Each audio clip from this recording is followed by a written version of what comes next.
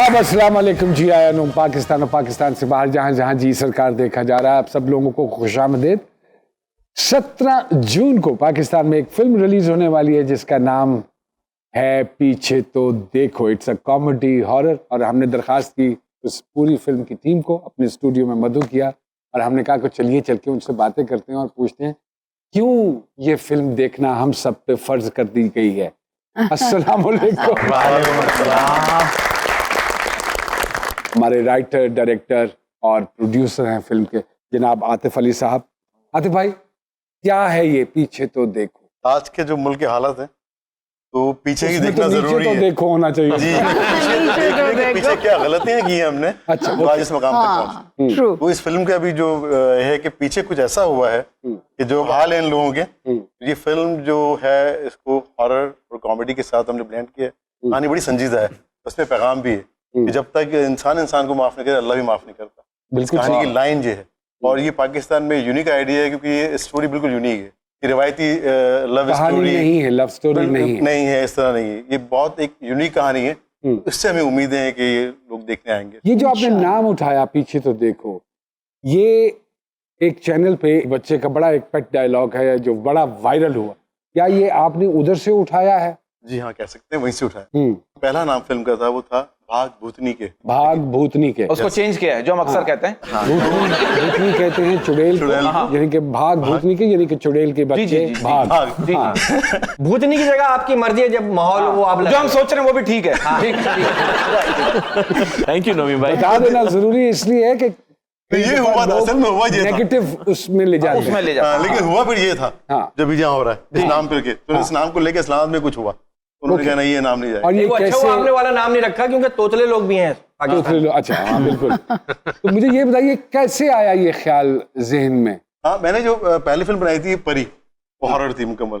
वो भी हॉरर थी? वो भी हॉरर थी। वो एक यानी संजीदा हॉरर थी, जैसे शाइनिंग या ओमन।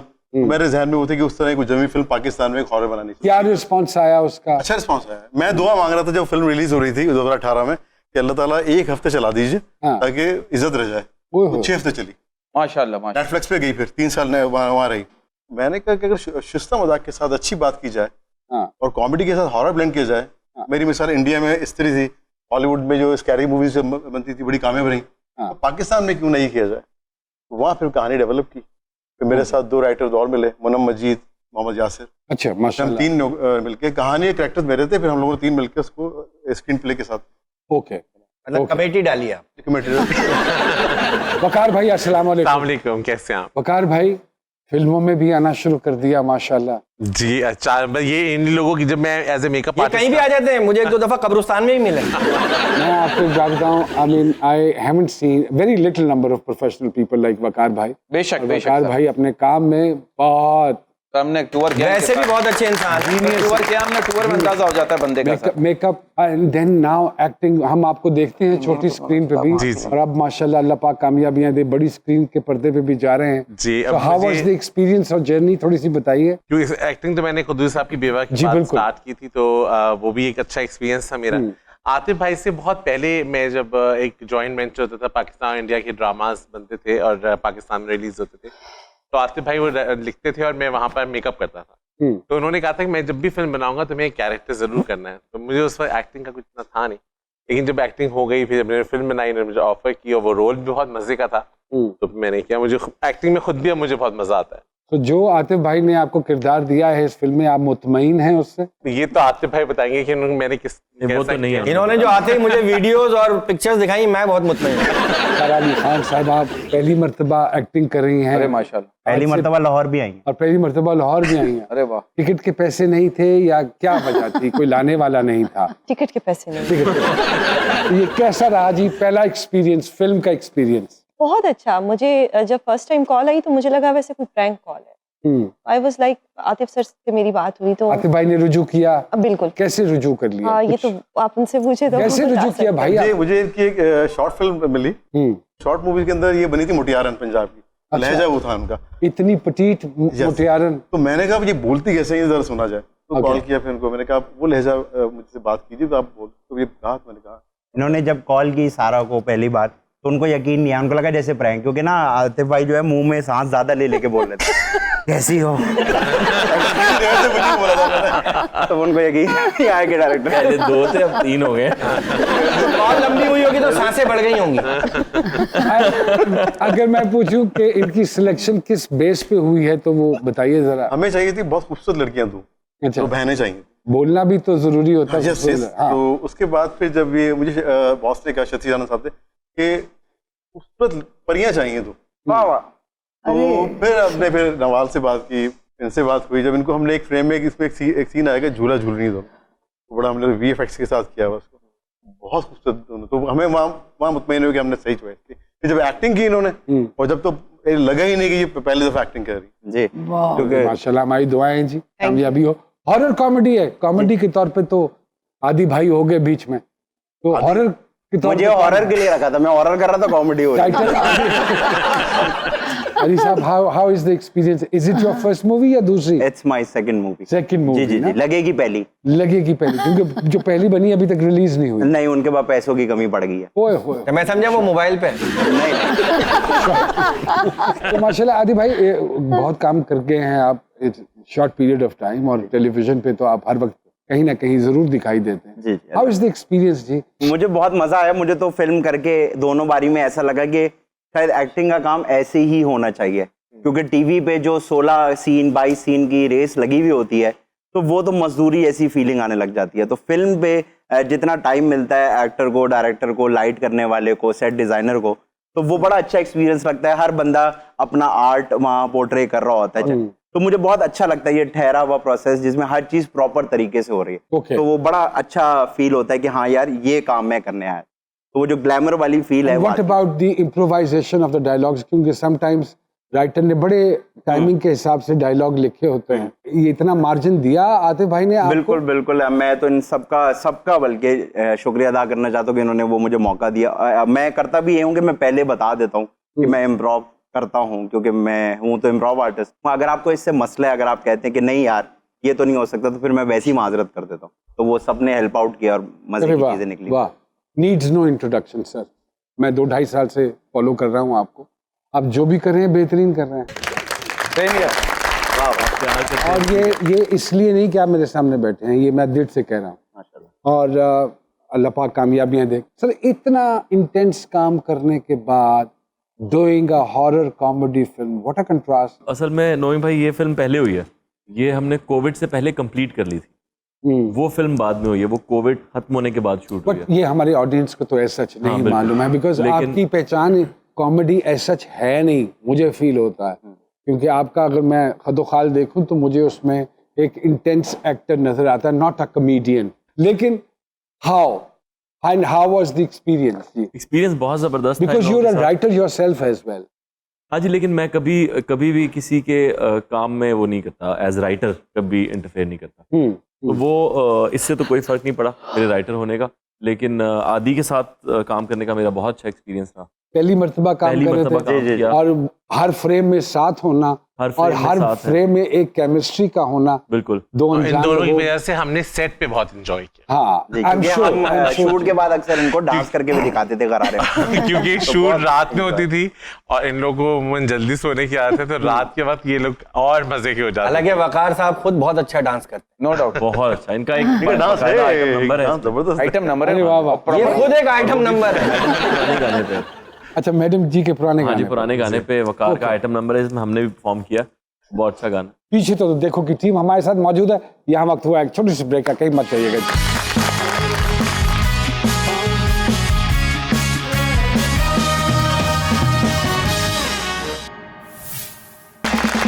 Welcome back to G Sarkar. June 17 को आने वाली फिल्म पीछे तो देखो की टीम हमारे साथ मौजूद है। आइए उनसे बातें करते हैं। जब उन्होंने नरेट की कहानी, अंदर से स्ट्रेट अवे एक्सेप्टेंस आ गई थी कि I want to do it? क्या आपने कहा कि मैं हॉरर फिल्म करना चाहता था और कभी ऑफर नहीं हुई थी हॉरर फिल्म। तो जब पहली दफा हॉरर फिल्म ऑफर हुई और वो भी हॉरर कॉमेडी, तो कॉमेडी मैं समझता हूँ मेरा जॉनर है, और उसके साथ हॉरर मिक्स, तो मुझे बहुत अच्छा लगा। सर, हॉरर जो फिल्म है उसका हमारे यहाँ इतना वो है नहीं रुझान। हॉरर क्रिएट करना स्क्रीन के ऊपर एक बड़ा दिक्कत अमेज और कॉस्टली काम है, if I'm not wrong. नहीं, बिल्कुल सही कह And how did you manage this जी? मैं शुरू से सबसे ज्यादा हॉरर ड्रामे भी लिखे हैं टीवी के ऊपर, बहुत लिखे हॉरर मैंने। हाँ जी। तो हॉरर में आपका डायरेक्टर राइटर नजर आता है। जब हॉरर कर रहे होते हैं तो डायरेक्टर आपको, जैसे अल्फ्रेड हिचकॉक है, उसका आपका काम एकदम नजर आ जाता है कि वो क्या काम कर रहा है, किस तरह कर रहा है। तो मुझे शुरू से शौक था, मैं घर में मूवी कैमरे में बनाता था, तो वो फिर मेरा था कि मैं करूंगा तो फिर यही करूंगा। तो फिर वो जब पहली बनी, दूसरी जी बनी, तो मजा आया और काम में मजा आता है बड़ा। और हम 18 घंटे तक शूट किए हम लोगों ने। मैं क्या लोकेशन पे कोई ऐसा वाकया तो नहीं हुआ कि हॉरर बनाते बनाते कुछ हॉरर निकल आया हो? आपको पता है जिस घर में हम शूट कर रहे थे उसमें जो ओनर थे उनकी कवर भी थी। अरे तो एक बार मैं गया तो मैंने आए बाहर घूमने उन्हें आए होगा। नहीं, वो लड़के सिगरेट पी रहे थे, तो मैंने कहा क्या करो, कह रहे हम दोनों सिगरेट पी रहे हैं। मैंने कहा तुम तो 3 हो। तो अजीब अजीब वाक्य हो रहे थे। वाकई में ये वाकई आदि भाई आप आदि बना रहे हो या सच? नहीं वाकई में तो वो सिगरेट पीते भी तो मरे थे। वो जगह तो यानी कि जिस जगह पे आप लोग काम कर रहे थे वो वाकई में हॉन्टेड, थोड़ी सी हॉन्टेड थी। मतलब ऐसा कि आप कहेंगे अब रात के 9 बज गए और बाहर दोपहर हो रही है। ये मैंने झूठ बोल दिया आपके सामने। शौकीन भूत होंगे, शौकीन। और रेखा की नहीं देखिए ये चीजें एग्जिस्ट करती हैं, बिल्कुल। जिस दिन पढ़ेंगी ना उस दिन पता चलेगा। हम यहाँ बर्दाश्त कर रहे हैं, क्या हो गया? जो विजुअल और इफेक्ट्स डाले हैं उसमें, क्या पब्लिक रिलेट कर पाएगी उन सब चीजों से? वीएफएक्स पे बड़ा अच्छा काम हुआ है। इस पे 45% फिल्म जो वीएफएक्स के ऊपर है। इवन जो शूट कर रहे थे हम ब्लू स्क्रीन पे, यासिर ने देखी घर आके फिल्म मेरे, वो कह रहा यहाँ कहाँ थे हम लोग। तो इस तरह एक अच्छा मेरे लिए एक्सपीरियंस था। वाह वाह वाह। ब्लू स्क्रीन पे वो वहाँ एक बता देता हूँ, ऐसे एक तालाब था जो मैंने जब देखा तो मैंने कहा, आप तो कह रहे थे कि हम किसी झील में जा रहे हैं, और वो तो कहते हैं कि हाँ यही झील है। तो मैंने कहा यार ये मैं क्या फिल्म साइन कर ली है, ये तो तालाब है, इसमें गंदा तालाब था वो। मैंने कहा ये क्या करेंगे। थोड़ी देर में उसके आसपास वो ब्लू स्क्रीन्स लग गई पूरी, और फिर वो हमें कश्ती में उतार दिया। और जब मैंने बाद में इनके घर आके वो फिल्म देखी, वो तो कोई और ही दुनिया थी। तो वीएफएक्स का काम बहुत, झील है, पहाड़ है, बड़ा अच्छा VFX. I think VFX and the getup artist, and the getup artist बहुत अच्छा। जब मैं पूरा हॉरर गेटअप होता था तो आदि मेरे पास नहीं आता था। कहते मेरे सामने भी बताना ना, मुझसे बात करना। अब जब मेकअप हो गया मेरे करीब नहीं। और बाकी स्पेशल इफेक्ट्स भी, जैसे एक सीन है जो ट्रेलर में भी है, वो उसमें ये चुड़ैल होती हैं और मैं सो रहा हूँ रात को, तो मेरे चेहरे पे कुछ पानी के कतरे टपकते हैं। मैं आंख खोलता हूँ तो एक चुड़ैल जो कि भीगी हुई है, इतने फासले पे वो ऊपर ऐसे है, ऐसे मेरे ऊपर, और उसके बालों से पानी टपक रहा है मेरे ऊपर, और वो एकदम से मेरे पे गिरती है और पानी बन जाती है। तो वो एक बहुत खूबसूरत सीन है जो मैंने जब देखा ट्रेलर में तो मुझे बहुत अच्छा लगा। वाह वाह वाह। यानी पानी की कमी जो है वो चुड़ैल पूरी कर सकती है। एक बाल्टी का क्या करेंगे। यासिर भाई, ये चुड़ैल जो होती है फिल्मों में, हॉरर फिल्मों में, पूरी रात क्यों फार करती है? मतलब वो सुबह मारती है बंदे को, बंदे तो फौरन ही मार दे। ड्यूरेशन भी तो गाना भी होगा, डायलॉग भी होंगे, इधर आ जाओ, किचन में आ जाओ, एंड में फिर जहर खाएगी, फिर मरेगी, पूरा गाना परफॉर्म करेगी। नहीं, यहाँ उल्टा है, तालाब पे आ जाओ। मदद मांग रही है। मैं इस बारे में ज्यादा नहीं जानता। हर आने वाली लड़की ये चाह रही होती है कि जब वो कोई फिल्म करे तो उसको एक रोमांटिक रोल मिले, और वो गाना गा रही हो रोमांस में, और एक बड़ा पप्पू सा हीरो उसके साथ हो। And you chose a character for the first time, चुड़ैल का। ये कुछ अजीब सा ही मुझे मामला जो सब आपने बताया ना वो है इस फिल्म में। सब कुछ इस फिल्म में है। जो आप कह रहे हैं। तो पप्पू रोमांटिक एक गाना, सेगमेंट है पप्पू हीरो एक जिसमें है मैं और चुड़ैल हूँ। अच्छा, एक पप्पू है लड़का। अच्छा, ये तो मेरा तो ये था कि मुझे बहुत अच्छा लगा। मेरा चुड़ैल बनने का शौक भी पूरा हो गया। बचपन से मुझे शौक था कि मैं पुरेला बनूं या कुछ ऐसा करूं। अच्छा, okay. मुझे एक था, एक जैसे कुछ तो गर्ल्स इस को चुड़ैल के गाने भी हैं, डांसेस चुड़ैल भी के हैं। गाने। वाह वाह। कितने गाने हैं सर, और म्यूजिक किसने दिया सर? म्यूजिक के AQ आर्टिसन, एक बच्चा है, बड़ा अच्छा, बिल्कुल नया है वो इंडस्ट्री के लिए। 1.5 साल से यानी इससे बातचीत कर रहा था। 1.5 साल का है। 1.5 साल से 1.5 साल से बातचीत कर रहा था। काम देखा मैंने, वैसे 5 वो म्यूजिक भी देता था, दूध भी पीता था। मेलोडीज गाने हैं उसके, यानी मेलोडी खत्म हो गई, आजकल तो बीट पे गाने चल रहे हैं, लेकिन उसमें आप सुनेंगे तो आपको माजी याद आएगा कि हाँ अच्छी गाना। अरे वाह सर, हमारे एक डाकिया साहब हैं जो किसी का पैगाम लाते हैं। अगर आपकी इजाजत हो तो मैं बुलाऊं। बहुत सारी तालियों में शेरोर साहब। पीछे तो देखो कि टीम है, आदि भाई हैं, यासिर भाई हैं, सारा अली खान साहिबा हैं, हमारे वकार भाई हैं, आतिफ भाई हैं। तो क्या सुना रहे हैं आज आप इन्हें? सरकार, आज एक बंदे के अजीब से मसले हैं आवाम से, वो शेयर करना चाह रहा हूँ जी। सर। वो कहता है कि काला काला कहते हैं सब, गोरा गोरा क्यों नहीं कहते, मन्या चलो बोता नहीं तो पोरा पोरा क्यों नहीं कहते, और ससुर को अब्बू कहते हैं कई, सौरा सौरा क्यों नहीं कहते, मन्या चलो बोता नहीं तो पोरा पोरा क्यों नहीं कहते, और जिसका कम नहीं करना उसको कोरा कोरा क्यों नहीं कहते। अच्छा, वाह। मन्या चलो बोता नहीं तो पोरा पोरा पोरा पोरा क्यों नहीं कहते। और थापड़ा मार जो मोढा हला दे हम्म, उसे थोड़ा थोड़ा क्यों नहीं कहते। हैं? मन्या चलो बोता नहीं तो पोरा पोरा क्यों नहीं कहते। हाँ। और कल्ला ही बोले लव यू कब तक जोड़ा जोड़ा क्यों नहीं कहते। आहा, और मन्या चलो बोता नहीं तो पोरा पोरा क्यों नहीं कहते। और सालन को सब ग्रेवी आखें शोरा शोरा क्यों नहीं कहते। रांची में शोरबा कहते हैं वैसे। और मन्या चलो बोता नहीं तो पोरा पोरा पोरा पोरा क्यों नहीं कहते। और संग दिल को सब बोले पत्थर आहा, आहा, रोड़ा रोड़ा क्यों नहीं कहते। वाह वाह वाह। और मन्या चलो बोता नहीं तो पोरा पोरा पोरा क्यों नहीं पोरा क्यों नहीं कहते। कहते। और जैबरे पर तो लाइनें हैं बस हाँ जी, उसे कोड़ा कोड़ा क्यों नहीं कहते। और मन्या चलो बोता नहीं तो पोरा पोरा क्यों नहीं कहते। कटा करे जो चोरी उसको ओए चोरा चोरा क्यों नहीं कहते। हाँ, और मन्या चलो बोता नहीं तो पोरा पोरा पोरा पोरा क्यों नहीं कहते। और पारे को सब थैला बोले बोरा बोरा क्यों नहीं कहते।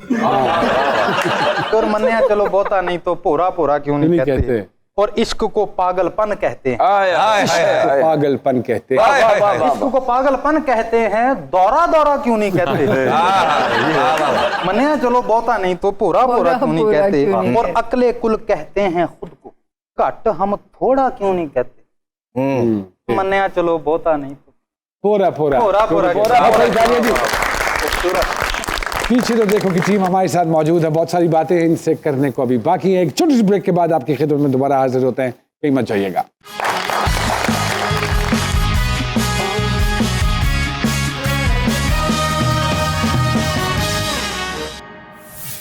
वेलकम बैक टू जी सरकार जी।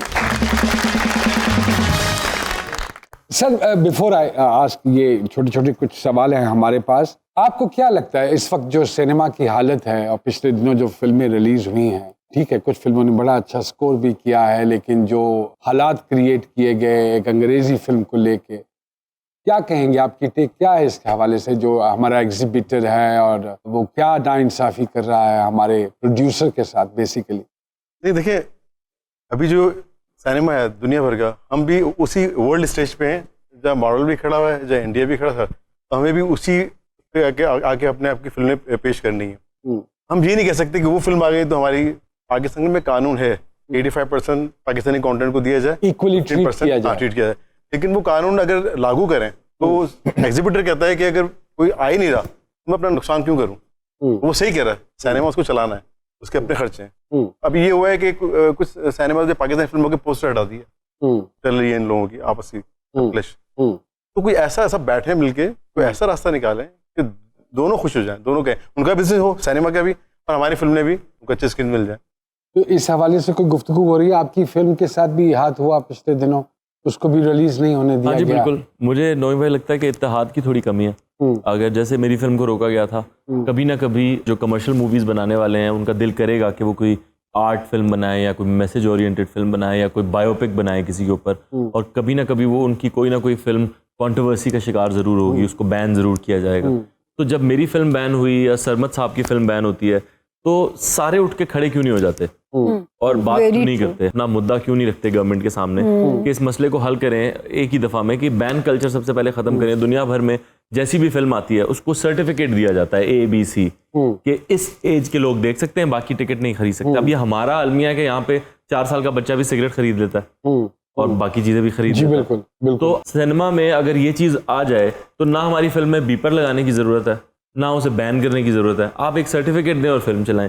और दूसरी बात, जहाँ तक ये डॉक्टर स्ट्रेंज वाला भी वाकया हुआ, मुझे लगता है कि टर्किश ड्रामों के वक्त एग्जैक्टली यही हुआ था कि आपने अपने टीवी को 85% टर्किश ड्रामे दे दिए थे और पीछे बचा था 15% पाकिस्तानी ड्रामों के लिए। बिल्कुल। तो जब सारे एक्टर्स को लगा कि यार अब हम क्या करेंगे, तो फिर सारे बाहर निकले, प्रेस क्लब भी गए, खड़े भी हुए, नारे भी लगाए। तो जब तक यहाँ पे अपने पेट तक बात नहीं आती कोई कुछ नहीं करता किसी के लिए।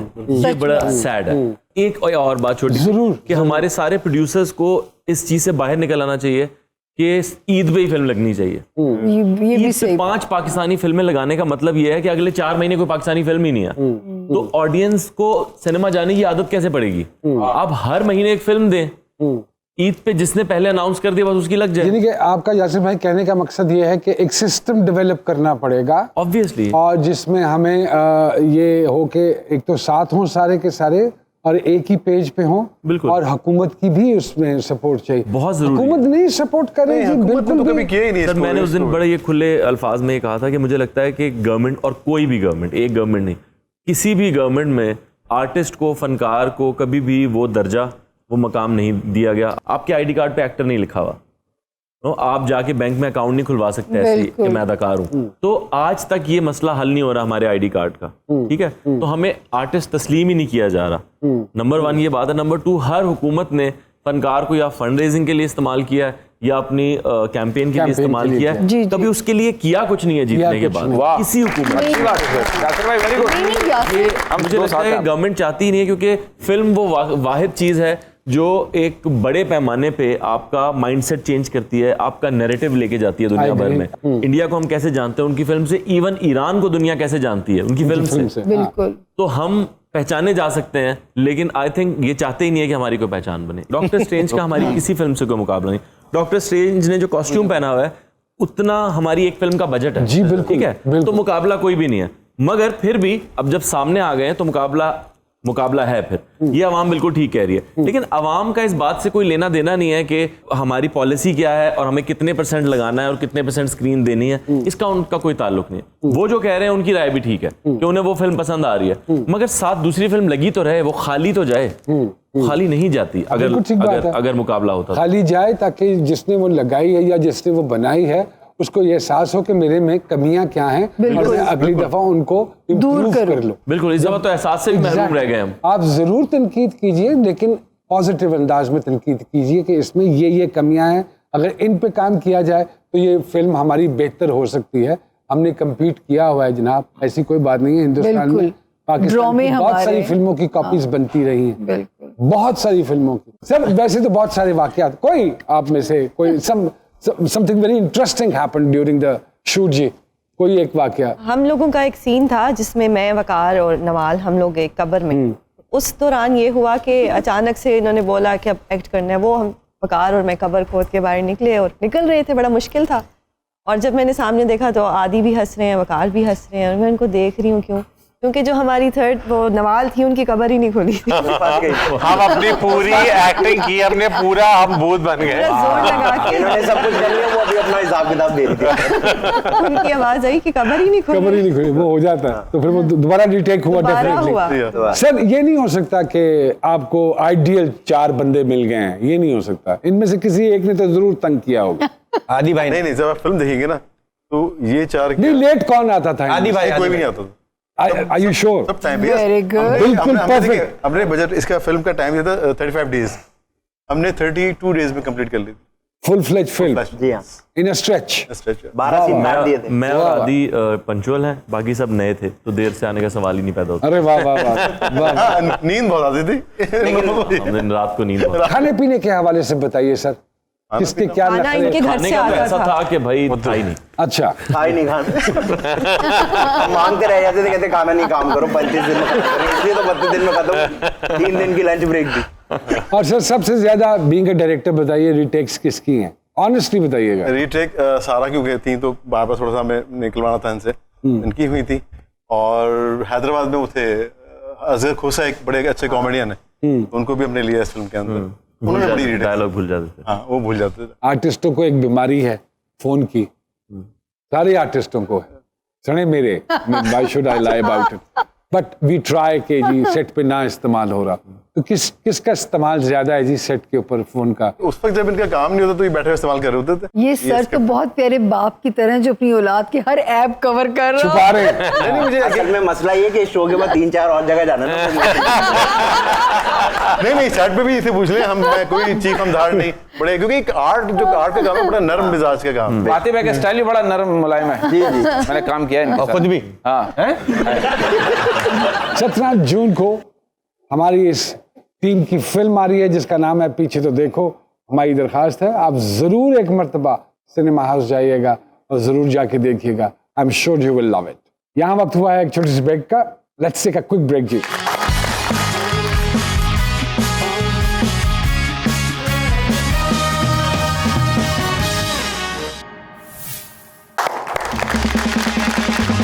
Welcome back to G Sarkar. June 17 को आने वाली फिल्म पीछे तो देखो की टीम हमारे साथ मौजूद है। आइए उनसे बातें करते हैं। हम इंटरनेशनल फिल्में देखते हैं और हिंदुस्तान की भी फिल्में देखते हैं, तो हमें बताया जाता है कि जी सुबह 6 बजे आ गया आर्टिस्ट और 5 घंटे इसका गेटअप होता रहा। तो सबसे लंबा गेटअप किसका हुआ जी? टाइम वकार भाई का हुआ। हॉरर वाला एंड वकार भाई, व्हाट वाज द प्रोसेस, थोड़ा सा बताएं उसका। फयाज भाई थे हमारे गेटअप आर्टिस्ट और उन्होंने बहुत कमाल गेटअप किया। और क्या अच्छा गेटअप में वो पूरे फेस पे कुछ लेटेस लगाते थे, पूरी चीजें वो अपने हिसाब से लेयर्स होती थी।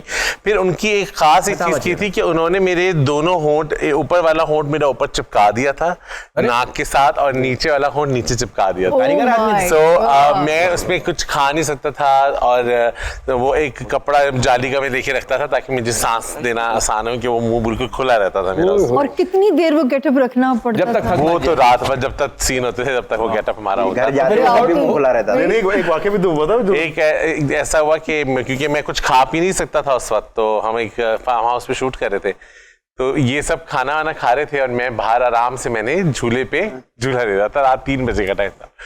तो बराबर वाले फार्म हाउस वालों को नहीं पता था कि यहाँ हॉरर फिल्म शूट हो रही है। उनको लगा कि एक लड़की बैठी हुई, एक औरत बैठी है बाल आगे किए हुए और झूला झूल रही है रात के 3 बजे।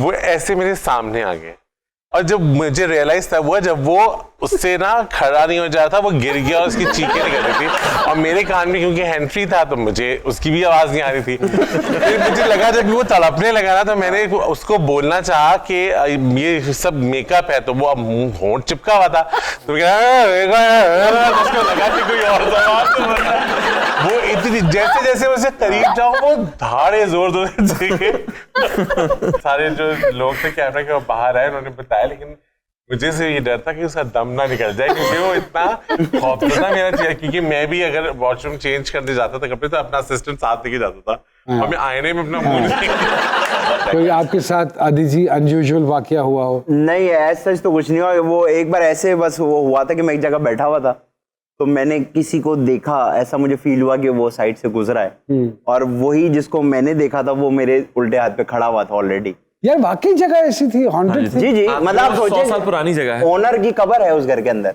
और वो 100 साल पुरानी जगह है। वो कह रहे मैं घर छोड़ के नहीं जाऊंगा। एंड वेयर इज इट जी? हैदराबाद में? नहीं, कराची। क्या नाम है घर का? भोपाल हाउस।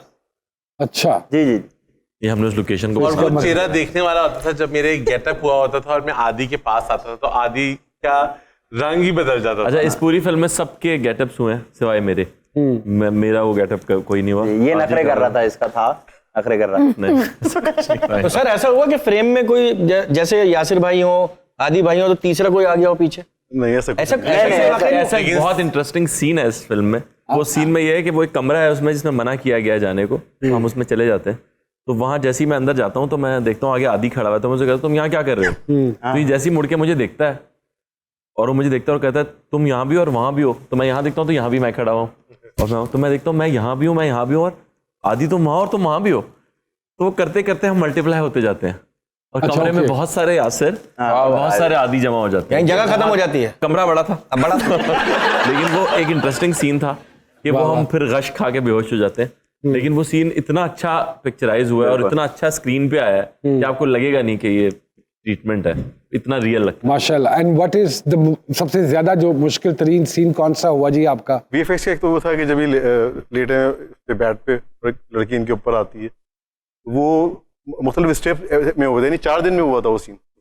एक दिन हमने पूरा उसको ग्रीन किया रूम को और इनको बोला हुक लगाए, फाइल लगा के ये किया, नीचे कुछ भी नहीं था। फिर एक दिन इनका हुआ कि इनको सिर्फ लिटाया गया, सिर्फ उस पे बेड के ऊपर, जब भी ग्रीन था पूरा सब कुछ। और उसके बाद फिर इनको लेटेक्स सारे सीन लिए, ऊपर से कैमरे से 4-5। फिर एक दिन ये हुआ कि इनके ऊपर पानी, 2 बंदे खड़े हो गए, हमने पानी डाला इनके ऊपर। सर्दियां थी तो वो गर्म पानी गर्म किया हमने थोड़ा। लेकिन इस फिल्म में सबसे ज्यादा मेहनत उस आदमी ने की जिसने रिगिंग में मुझे उठाया। रिगिंग लगती थी मुझे तो 6-7 लोग पकड़ के वकार भाई आपने डायलॉग्स नहीं कमर का इलाज चल रहा है। डायलॉग्स थे और बड़े तो होठ चिपके हुए थे, डायलॉग कैसे बोलते? सीन था डबिंग में किया उन्होंने। मुझे एक और मेहनत तलब काम था जो इसने किया। वहाँ जो वो लेक में आपको बता रहा जो झील थी वो बहुत गंदी थी, उसमें काई थी और बड़ा कुछ था उसके अंदर। ये उसके अंदर उतरा था और इनको चोट भी लगी थी। तो वो साफ हो गई। ये को फिट करिए। उसके अंदर शीशे की बोतलें, और अजीब सी बात क्या हुई कि उसमें क्योंकि बहुत बदबू थी और मुझे उतरना था, खैर जब मैं उतरा तो वो जो बंदा उसका केयर टेकर था जो भी था, फिर वो भी उतरा। उसने इतने मजे से कहा सर ये वही झील है जहाँ वो अखबार में नहीं आते 2 बंदे डूब के मर गए थे। तो वो बहुत एक हॉरिबल जो ओरिजिनल सीन थे वही कर लेते। वही वाली बात है ना, अब हमारे ऑडियंस को लगता है कई मरतबा के ये बस कर लेते हैं, ये जाते हैं डांस करते हैं, याशी करके कराएं। बड़े मजे की चीजें होती है यार, इसको भी एक्टिंग करा दो ना। हाँ, इसको भी करा दो। ये कितना मेहनत तलब काम है और कितनी मुश्किलों और दिक्कतों से गुजर के हम कुछ प्रोडक्ट डेवलप करते हैं और अपने नाज़रीन के सामने लाते हैं, और नाज़रीन उसको बस एक अजीब सा कमेंट दे के हमारे दिलों को तोड़ देते। क्यों देखनी चाहिए आतिफ भाई, हमारे व्यूअर्स को बताइए, why people should come to the cinema and watch this movie? Sir रिवायती फिल्म नहीं है, यूनिक आइडिया है, और इतना यानी बड़ा बोल नहीं बोल रहा, लेकिन ये है कि 2 घंटे की फिल्म है और आपको ये होगा कि पूरी फिल्म देख के जाऊं, उठने का आपका दिल ही नहीं चाहेगा। ओके, मैं तो कह रहा हूँ सर एक स्क्रीन जो है ना वो फार्म हाउस पे भी लगा दें, वो अंकल की खबर उठने नहीं देंगे। देख के जाओ। वकार भाई आप क्या कहेंगे, आप क्या ऑडियंस को कहेंगे why they should come to the cinema? जी एक तो डिफरेंट जॉनरे की बिल्कुल फिल्म ठीक है, बात है। और इस फिल्म के अंदर ना हर एज के बंदे के लिए कुछ ना कुछ है। ऐसा नहीं कि ये स्पेसिफिकली सिर्फ यंगस्टर के लिए फिल्म है या स्पेसिफिकली सिर्फ बच्चों के लिए फिल्म है। इसमें हॉरर भी है, कॉमेडी भी है, और कोई ऐसी चीज नहीं है जो आप फैमिली के साथ बैठ के ना देख सकते हो। इसमें सारा अली खान साहिबा भी हैं। सारा आप अपने देखने वालों को क्या कहेंगी, why they should come to the cinema? मैं यही कहूँगी कि इसको आप देखें, इसमें एक तो लेसन बहुत अच्छा है, सेकेंडली ये कि मैं अपनी स्टडीज़ को कंप्लीट करके आई हूँ, जिसके लिए यूथ को एक मैसेज है कि आप स्टडीज़ कंप्लीट करके, जो कि पेरेंट्स की एक विश होती है कि बच्चा पहले पढ़ाई करे, तो पढ़ाई करके भी आप इस फील्ड में आ सकते हैं और आपको अच्छे प्लेटफॉर्म्स मिलते हैं। बहुत अच्छी बात। वाह वाह जी। आदि भाई what is your take? Sir मैं ये कहूँगा कि जिस तरह आपने क्यों देखने जाएं, तो कोई वजह नहीं है। जब आप जॉयलैंड प्लेलैंड जाते हैं तो उसके पीछे कोई वजह नहीं होती, आप जाते हैं वहाँ एंजॉय करते हैं और वापस आ जाते हैं। तो मुझे लगता है ये फिल्म भी एंटरटेनमेंट है, जाएं एंजॉय करें, अच्छा टाइम गुजारें और आ जाएं। और वो लोग जो फिल्में देखने के बाद कहते हैं इसमें तो कोई सबक ही नहीं मिला, अगर सबक देना शुरू कर दें तो कोई देखने नहीं जाएगा। हाँ, सही बात लिख के देने को बिल्कुल बिल्कुल। तो इस तरह की बातें मत किया करे अवाम, मुझे बड़ा दुख होता है जी। हाँ मैं ये कहूँगा, मैंने 2 फिल्म्स की थी पहले, कराची से लाहौर और लाहौर से आगे। वो दोनों फिल्म के लिए आज तक मुझे बच्चे मिलते हैं या पेरेंट्स मिलते हैं और कहते हैं आप, हमारे बच्चों को आपकी फिल्म बहुत पसंद आई थी। माशाल्लाह। तो मेरे लिए ये बड़ी अच्छी बात होती है कि जब बच्चे आते हैं तो साथ फैमिली आती है, तो ये एक फैमिली मूवी बन जाती है। तो उसके बाद से मैंने जितना काम किया वो उन 2 फिल्मों की वजह से किया। फिर अब जाके जावेद इकबाल मैंने एक ऐसी फिल्म की जो मुझे खुद करके बहुत मजा आया, लेकिन ये जो फिल्म है ये एक ऐसी फिल्म होगी जिसके बाद मैं जितना काम करूंगा वो इसकी वजह से करूंगा। अरे अल्लाह अकबर। हाँ जी, क्योंकि इसमें ये वही फैमिली फिल्म है, एक बच्चे बहुत एंजॉय करेंगे इसको, बहुत ही ज्यादा। अगर पेरेंट्स अपने बच्चों को ट्रीट देना चाहते हैं तो ये फिल्म जरूर देखिए। यासिर भाई की बात बहुत खूबसूरत है कि पेरेंट्स अगर अपने बच्चों को ट्रीट देना चाहते हैं, वैसे भी तो और छुट्टियां भी हैं, छुट्टियां भी हैं, वैसे भी आप घरों में कुछ ना कुछ मंगा के खिला देते हैं, उससे बेहतर है take them out for an evening, अच्छी फिल्म दिखाइए, फिल्म देखिए। जब तक आप देखेंगे नहीं आपको पता नहीं चलेगा कि इसमें क्या था और क्या होना चाहिए था। हम बाहर बैठ के बातें करते हैं, अंदर जाके बातें करें तो ज्यादा बेहतर। और जितनी मेहनत इन्होंने की है उसको सराहना हमारे पे लाजिम है, ना कि हम हर वक्त तनकीद करते हैं। बी पॉजिटिव, हमारी ढेरों दुआएं हैं जी। पीछे तो देखो should be a great hit जी। बहुत सारी तालियां टीम के लिए जी।